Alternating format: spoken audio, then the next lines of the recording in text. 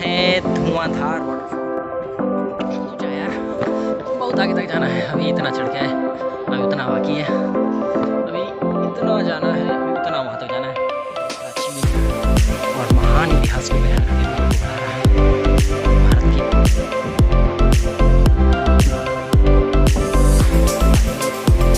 आ गए हैं हम भेड़ाघाट धुआंधार वाटरफॉल। अभी मैंने यहाँ से पानी भरा, बहुत प्यास लगी थी। अभी चलना यहाँ पे बहुत पड़ेगा क्योंकि दूर है। अभी यहाँ कंपाउंड में है, यहाँ से इधर जाना है हमें काफ़ी आगे तक। वहाँ पे मिलेगा हमको धुआंधार वाटरफॉल। चलिए ले चलते हैं आपको।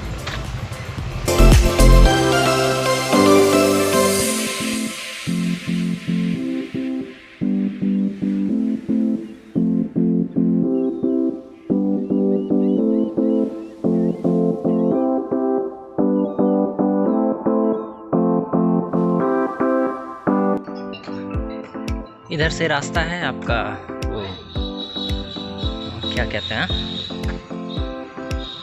केबल कार का, जो कि अभी बंद चल रहा है कोविड की वजह से।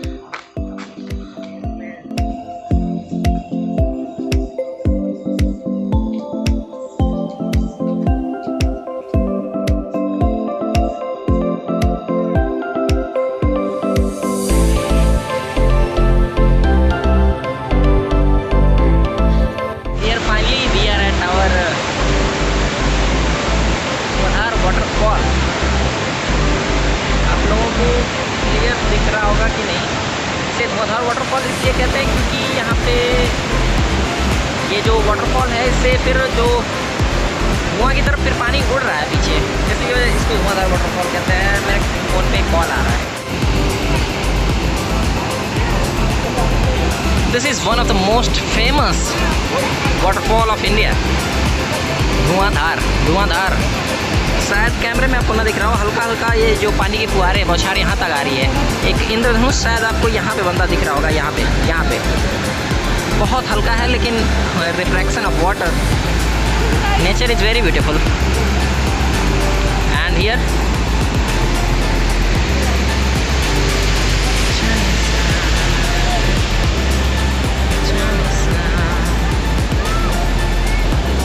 अच्छे खासे लोग हैं, अच्छी खासी भीड़ है। कोई भी मास्क नहीं लगाया है, लेकिन मोदी जी ने तो बोला था कि जब तक दवाई नहीं तब तक ढिलाई नहीं। बात आप लोग नहीं सुनते हैं।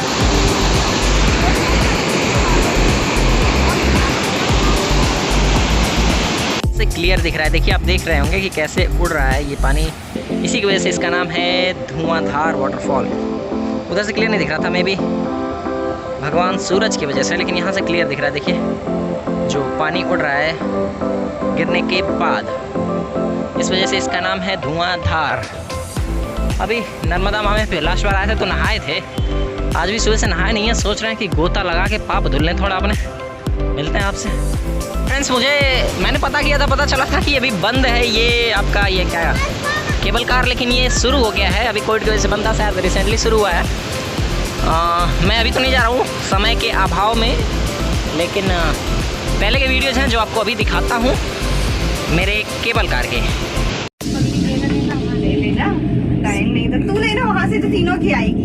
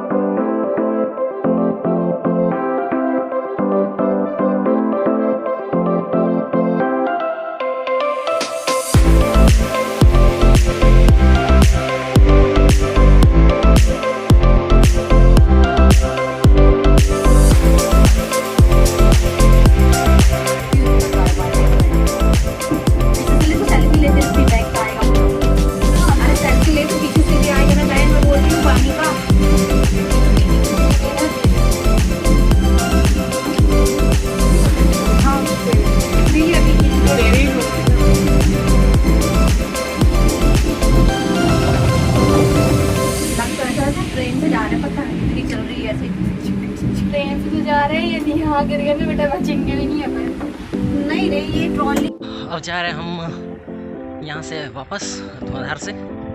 यार आज बहुत पता चली। अभी 1 किलोमीटर यहाँ से जाना है 64 योगिनी टेम्पल, जो कि फिर ऊँचे पहाड़ पे स्थित है। पहाड़ छोटी सी टीले पर लगभग 1 किलोमीटर से थोड़ा कम रहा होगा। पैदल चलने के बाद हम आ गए हैं 64 योगिनी मंदिर। 64 योगिनी मंदिर भी थोड़ा ऊंचाई पे है, थोड़ी सीढ़ियाँ चढ़ के जानी पड़ेगी। पहले आपको दिखा दें, यहाँ दिशा निर्देश लगे हुए हैं कोरोना के लिए, कोविड-19। ये वो दरवाजे ना टच करें, घंटी ना जाए, ये सब लेके। और यहाँ की भी सीढ़ियाँ आप देखिए, ये ऊपर जाना, ऊपर जाना, ऊपर जाना, ऊपर जाना, ऊपर जाना, ऊपर जाना, यहाँ कहीं यहाँ तक जाना है। तो चलिए चलते हैं 64 योगिनी मंदिर में।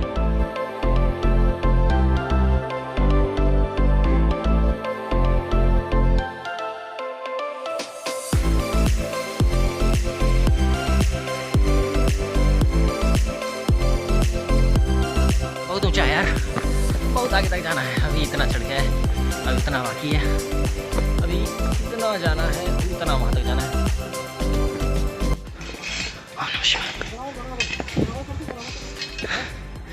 सो फाइनली हम लोग पहुँच गए और मैं थक गया भाई। पहले आराम करेंगे, फिर देखते हैं मंदिर और मंदिर का डिज़ाइन। पहले इसके बारे में थोड़ी जानकारी ले लें। हाँ,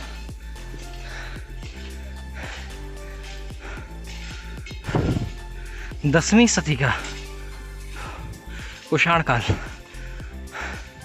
लाल पत्थर की मूर्ति। ये देखिए, ये है जैन मंदिर। इसकी डिज़ाइन लगभग संसद भवन के बहुत मिलती जुलती है। संसद भवन एक्चुअली, संसद भवन का कई जगह देखा हूँ कि इससे भी मिलता जुलता है, और भी कई मंदिर हैं जो कि इससे मिलते जुलते हैं। ये आपको गोलाई तो दिख रही होगी, अंदर से चल के देखते हैं। वैसे ही पिलर, वैसे ही डिज़ाइंस हैं, अभी देखते हैं। लेकिन पहले आराम कर लूँ मैं। ये 64 योगिनी टेम्पल का, 64 योगिनी मंदिर का, ओह मंकी, लंगूर ऐसे हो का प्रांगण क्या बोलते हैं, प्रांगण है।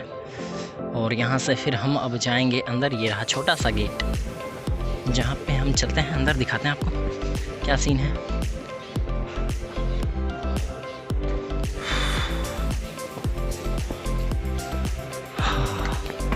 ये देखिए मंदिर, वाह।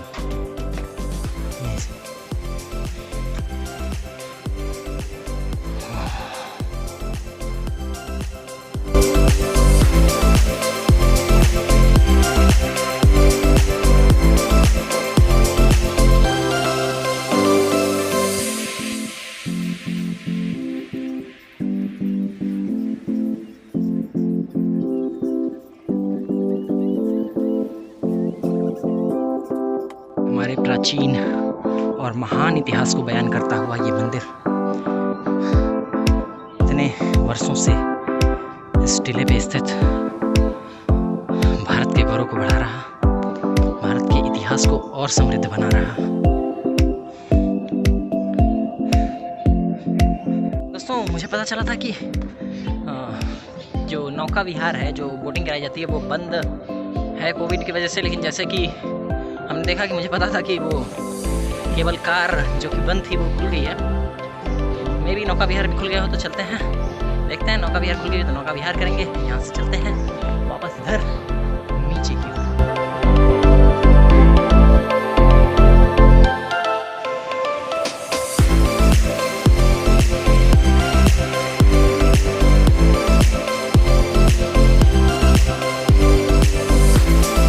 फाइनली वी आर एट नौका विहार मीन्स बोटिंग। मुझ टेढ़ी हो जा रही बार बार।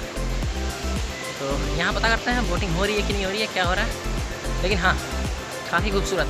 और ये जो पीछे आपको पत्थर दिख रहे हैं, आपको बताना भूल गया मैं, यहाँ पे ये जो पत्थर ये है, ये इधर एक्चुअली मतलब नर्मदा नदी के किनारे जितने भी यहाँ पे पत्थर हैं, भेड़ाघाट, ये पत्थरों के लिए स्पेशल है। मीन्स यहाँ के संगमरमर पत्थर जो हैं, इनकी काफ़ी मूर्तियाँ रास्ते में आपको जो दिखाया था मैं रास्ते में जब धुआंधार जा रहे थे, तो उस समय जो रास्ते में सब मूर्तियाँ बनी हुई थी, इन्हीं सब पत्थरों की बनी हुई हैं। और ये काफ़ी फेमस है यहाँ की मूर्तियाँ और यहाँ का पत्थर, मार्बल रॉक्स, भेड़ाघाट मार्बल रॉक्स बोलते हैं। तो देखिए जैसे ये बीच में जो है। लेकिन हाँ, अभी शाम काफ़ी खूबसूरत है।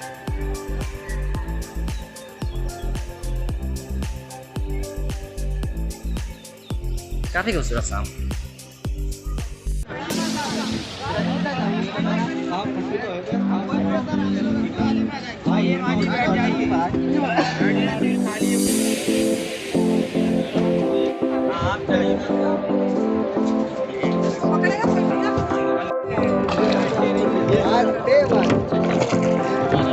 थोड़ा देखते हैं ना।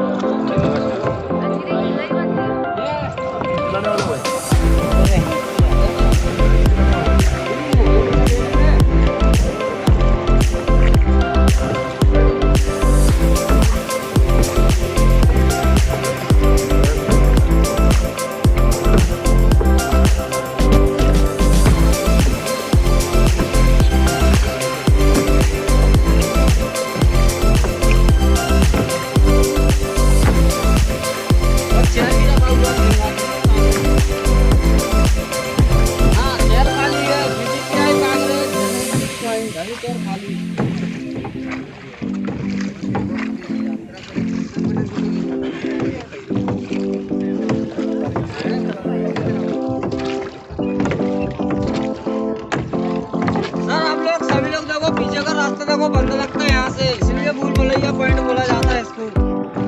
इतना बड़ा रास्ता बंद, आगे का राइड चालू है। यहाँ साथ में घुमाधार घूम के आता ना, इस साइड बताता है क्या बहाव भी हुआ ऐसा।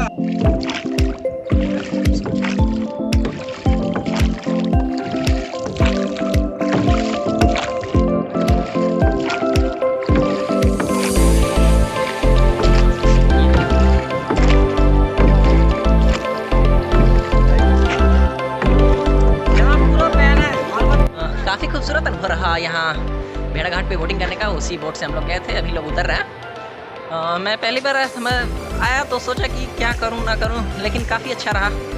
आपने भी देखा और क्या खूबसूरती देखने को मिली, आपने भी देखी ली होगी। काफ़ी खूबसूरत रहा। अब यहाँ से हम जाएंगे जबलपुर सिटी में। जबलपुर सिटी यहाँ धुआंधार फॉल भेड़ाघाट से लगभग 20 किलोमीटर दूर है। यहाँ पे जाएंगे हम लोग पार्क, कौन सा पार्क है, भंवरताल पार्क। भंवरताल पार्क में जाना है और फिर वहाँ से हमारी जबलपुर जर्नी ख़त्म होगी। उसके बाद जाएंगे इंदौर। भंवरताल में जाने के बाद आपसे कुछ बातें करनी है, बता दें, मिलते हैं। ये खूबसूरत, I am die hard fan of this nature.